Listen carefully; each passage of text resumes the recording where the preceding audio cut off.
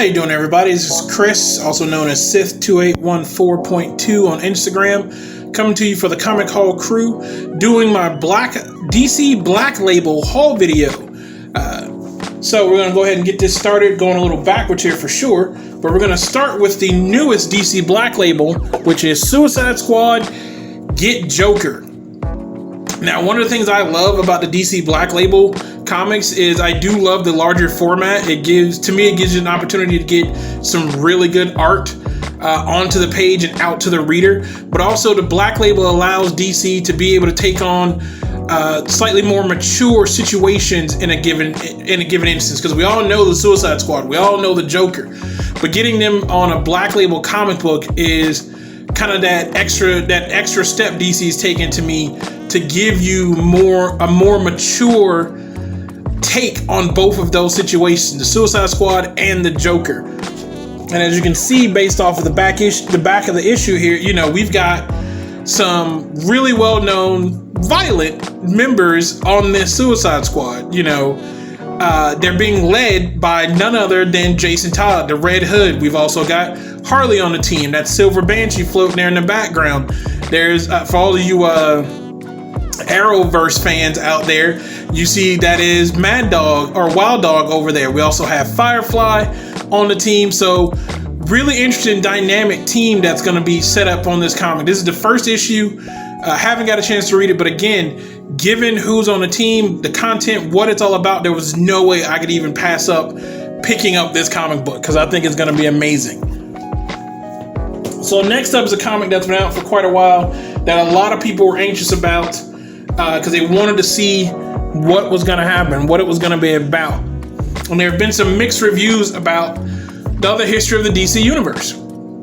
And so this comic really takes on the story of the people of color of the DC Universe when crises were happening and how they were debuted and things of that nature. As you can see, this is book 1. And it covered Black Lightning in his original costume from the 70s there.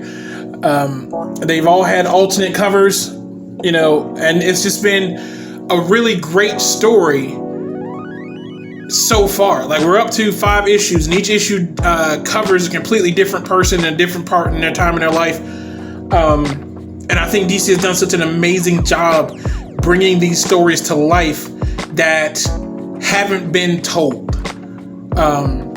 The Black Label and DC Black Label allows them to take that opportunity to tell these stories that haven't been told before in ways that they can actually do justice to each one of those stories. And so the other history of the DC Universe starts with talking to Jefferson Pierce himself, Mr. Black Lightning. And from there, we get to book 2. And in book 2, we get Bumblebee and Mel, and their takes on what their life was like being African American, being people of color in the DC Universe during the crisis that were happening, how they handled having a relationship with each other, not just being friends, like we've seen them be in Teen Titans and in Young Justice, but having an actual relationship with each other and making it work. Because so often do we see that as a hero, relationships don't work. You can do the math on it, and it doesn't come up happy all the time. Yeah, Superman and Lois work, but Batman and Catwoman don't entirely work. Superboy and Wonder Girl did not work out. Robin, Tim Drake, and Stephanie Brown did not work out. Barry Allen and Iris are kind of sort of there, but Wally and Linda didn't make it.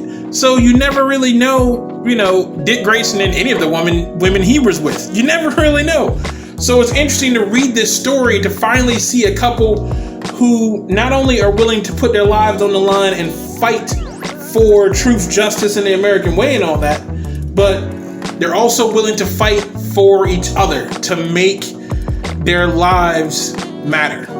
So they're not just superheroes, because when you go home at the end of the night, you got to hang up the cape. And it's nice to know that there's somebody there waiting on you who understands what you've been through. And Karen and Mel give us that insight in this in issue 2 of the other history of the DC Universe. So it's really great to see that situation and how it all pans out for the two of them. So then on issue 3 of the other history of the DC universe, we get everybody's favorite sword wielder from the Suicide Squad, Katana. And speaking of relationships that don't work, her husband's soul is trapped inside of the sword she uses to punish criminals. So that can't be easy. And the other history gives us this inside look, this story about her life and how she's handling all of it. And look, and there she is in her original costume that a lot of people were introduced to Katana in.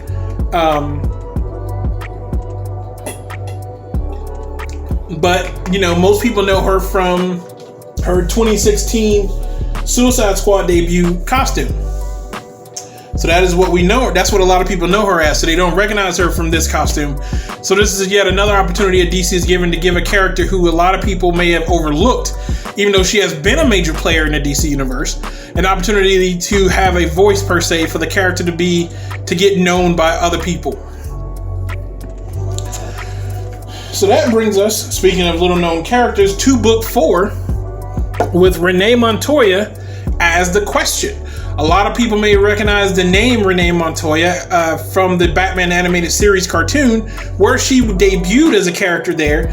But it wasn't until DC's DC's 52 story, in which Renee Montoya became the Question.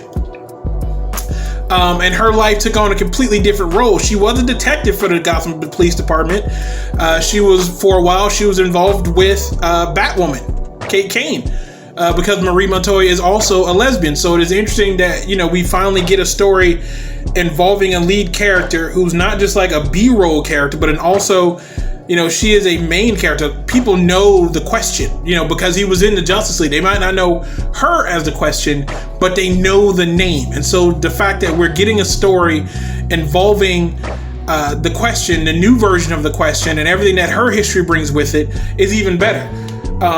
And to the point, like I said before, that these are stories that are really well done, because we're not getting the story of the Question as a side piece to some other story. This issue is all about Renee Montoya being the Question and what she's going through. Just like every other issue of the other history of the DC universe, we're getting a story about a character, about a person. And it's really great to get that. And I think this is again, yet another really amazing story. So, talking about characters that are a little well known, here we are now on the book 5 of the other history of the DC universe, and we are on to one of Jefferson Pierce's kids. And so it's kind of a full circle thing. I don't know how many issues they're going to do, but it's really cool that the stories in the other history of the DC universe started with Black Lightning, and here we are at book 5, possibly the last story, I'm not sure, and we're talking about a member of Jefferson Pierce's family. We're talking about one of his kids who also has powers just like he does. So it's really interesting to see that we've come full circle. And that's I don't know if it was planned that way or how they went about it or whatever, but it's still really great for them to swing around and bring us back to, to a degree back to where we started with this whole situation.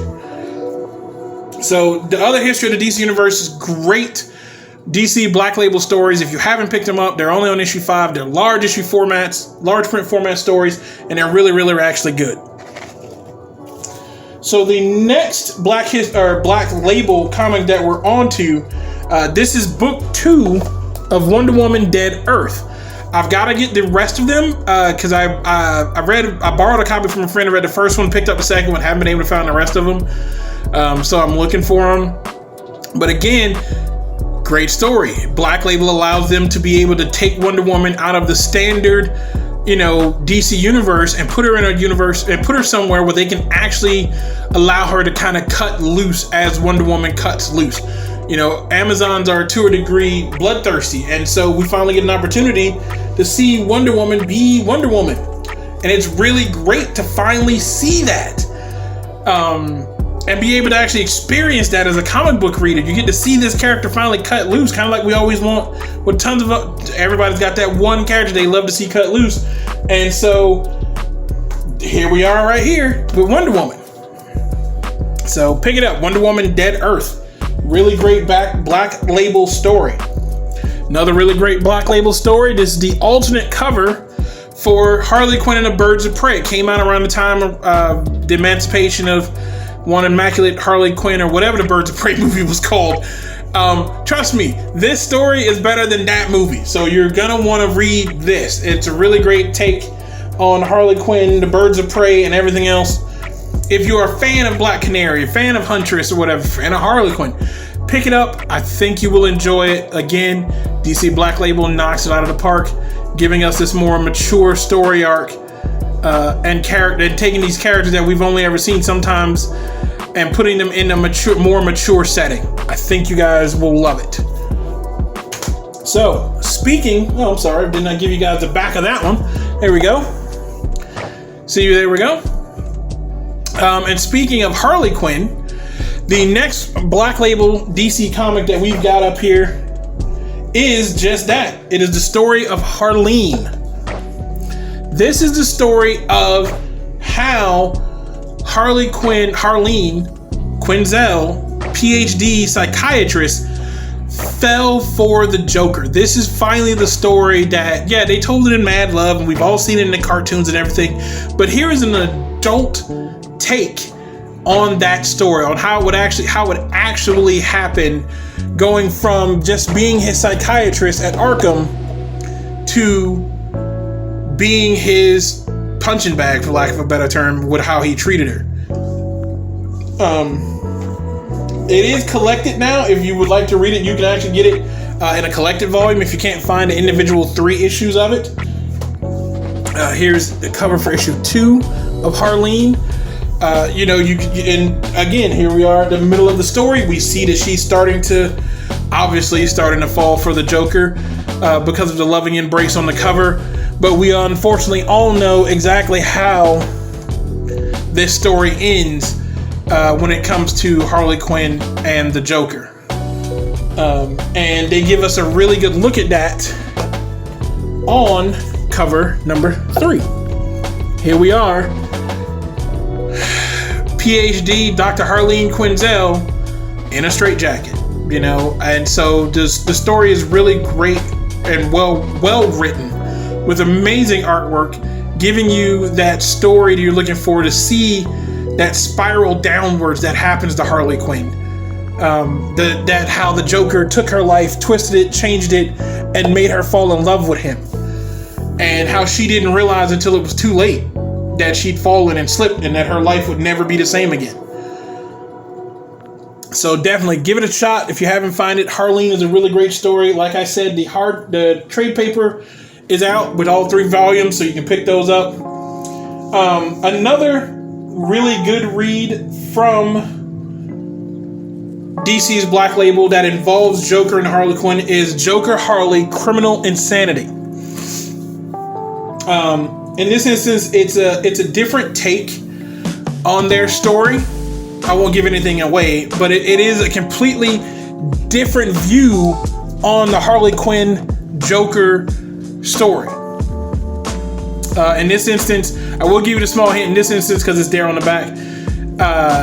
Harley Quinn isn't his psychiatrist. She's actually out to catch the Joker this time. So it's a really great story on how it goes. We've always known how she was his psychiatrist and then fell in love with him. Well, this is the story of her as a detective trying to track him down and arrest him, and what happens in the course of her learning more about the Joker, and what happens as she gets deeper and deeper into his world, and what that brings with it. So that's issue 2. Here is issue 3 of Joker Harley Criminal Insanity. Which this one was a really great cover to me. This is the first time you see Harley, like you really see Harley on the cover. Like they give you a look of what she looks like. She doesn't have the pale white skin. She's not in the Harleen, outfit or anything like that. So it's really great to see her as a person, not just the Joker sidekick. And Joker Harley gives us that. Because, here we are, we're back to, and then we're on issue 4. On that cover, and there's a Harley Quinn there on that cover, but it's not our Harley Quinn, the one that we're known for, but one nonetheless. And there we are again on the back. So then, here we have issue 5. And then in between issues 5 and 6, what we got was a Joker Harley Criminal Insanity Secret Files issue, which gives us just a little bit of a deeper look into everything. So, because you're going to have questions reading the story. And so then we got some interesting answers while reading the story.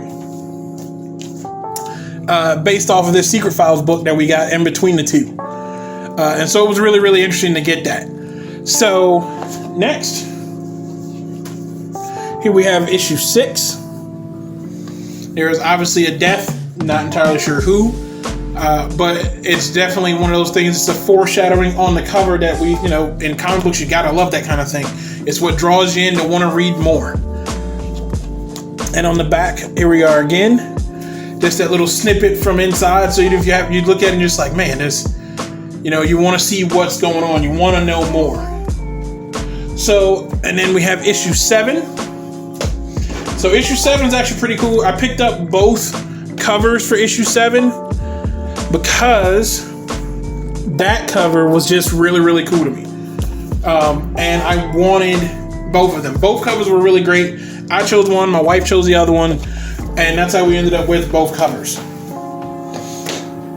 And then we're down to issue 8, where we see Harley having that transformation on the cover.